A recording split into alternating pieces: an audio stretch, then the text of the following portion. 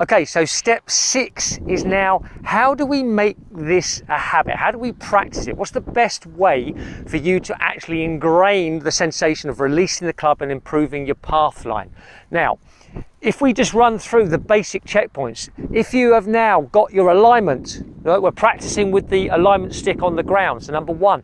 Number 2, we've got the slightly stronger grip for step 2. Step 3, we're starting to take the club back a little bit more shut, all to help you release the club. Step 4, if you remember, was then the release. We're looking to get the release point and get the club face closing. Now that's what we're going to focus on first when we're practicing. So we're going to focus on 1, getting the club face closing, and then secondly, we're going to stand there trying to improve the path. So how would we do that?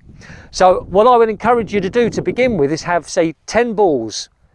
And you're going to stand there and your main focus is to try and close the club face and release the club. Now, as a slicer, remember, you're used to swinging over the top with the face open. So when we get you closing the club face, the odds are you're still going to swing over the top and they're going to try and release the club. This ball is going to go left on you and we want it to.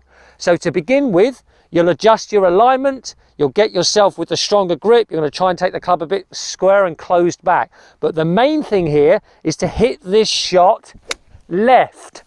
We want it going left. We want to see this go hard left on you. It's going to, because you're used to the path going this way out to in.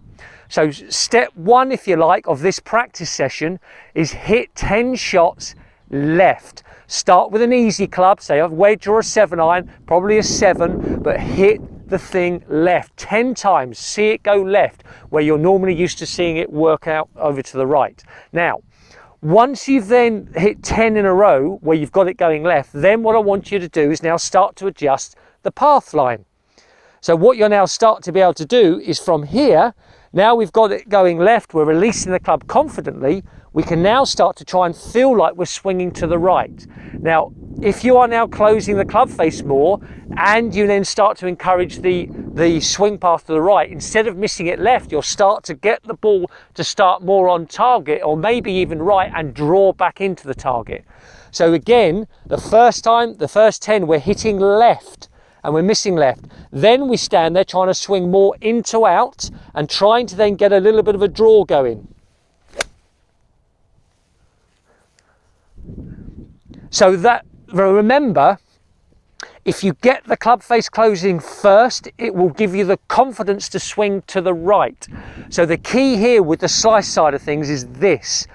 Get the club face closing first, then change the path. It is how you change that big old slice and where you're losing distance and turn it into that draw where you can get more distance out of it and better strikes. Okay, so that is step number 6, how you practice and how you change the habit of a slice and incorporate the steps that we've been talking about so far.